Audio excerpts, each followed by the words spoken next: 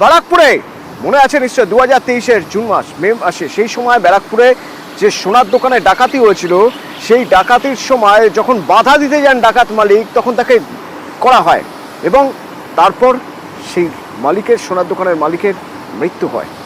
তো খুন এবং ডাকাতি এই কেসে যাবজ্জীবন কারাদণ্ডের সাজা 5 জনের। সবচেয়ে ইন্টারেস্টিং জায়গা হলো একেবারে হিন্দি সিনেমার কায়দায় সাজা ঘোষণার পরে এরা এসে সরকারি আইনজীবীকে হুমকি দিলেন, দেখে নেবেন, যাবজ্জীবন কারাদণ্ড তো হয়েছে কিন্তু দেখে নেবেন। সেই সময় সেখানে ছিলেন আমার প্রতিনিধি অরুণ। অরুণ, ঠিক কি হয়েছিল? দেখো, আজকে কিন্তু ব্যারাকপুর আদালত তার দোষী সাব্যস্ত করার পর আজকে তাদের 5 জনকেই যাবজ্জীবনের নির্দেশ দেয়। যাবজ্জীবন কারাবাস যখন নির্দেশ দেয় তখন তাদের মধ্যে কোনো রকম মানসিক পরিবর্তনে হয়নি।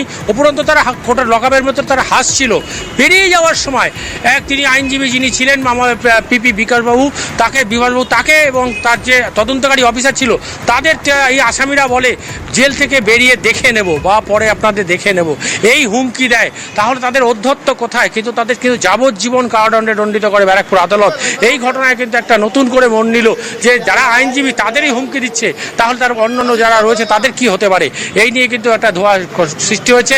এখন আইনজীবী এই কথা জানাচ্ছেন যে তাদের এই যে হুমকি, এই হুমকি শুধু আইনজীবীকেই দেয়নি, যিনি তদন্তকারী অফিসার হয়েছে তাকে আবার বেরোবার সময় যখন প্রিজম ভ্যানে ওঠে তখনও তাকে বলেছে যে আপনি কিন্তু আপনাকেও বুঝে নেওয়া হবে। অতনু, ধন্যবাদ।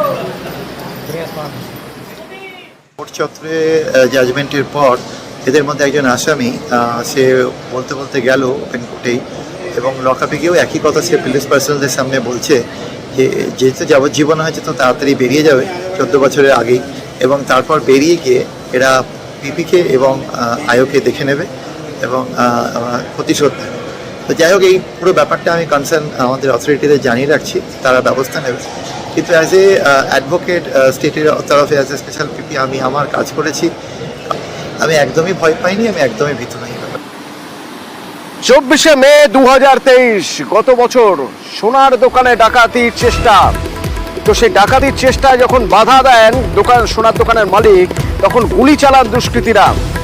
ব্যারাকপুরে ডাকাতি আর খুনে এই 5 জনের যাবজ্জীবন কারাদণ্ডের নির্দেশ হওয়া হলো। যাবজ্জীবন হলো, rigorous imprisonment for life, entire life. আর তার সঙ্গে আমাদের অন্যান্য সেকশনগুলো 307 অ্যান্ড আদার, এরাতে আমাদের 7 বছর এবং 2 বছর এরকম পানিশমেন্ট হলো এবং মানিটারি পানিশমেন্টও হলো। এই রায়ে আমরা পুরোপুরি খুশি নই। অ্যাকচুয়ালি আমরা ফাঁসির জন্য প্রেয়ার করেছিলাম, কিন্তু কোর্টের বক্তব্য হচ্ছে এটা rarest of the rare crime নয়। কিন্তু আমরা বলেছিলাম এই সাফি মোহাম্মদ এর আগে একটা মামলায় লাইফ ইমপ্রিজনমেন্ট হয়েছিল, বারবার রিফরমেশনের সুযোগ দিলে এরা খুনের পর খুন করেই যাবে, এরমভাবে সোসাইটির পক্ষে এটা ভালো না।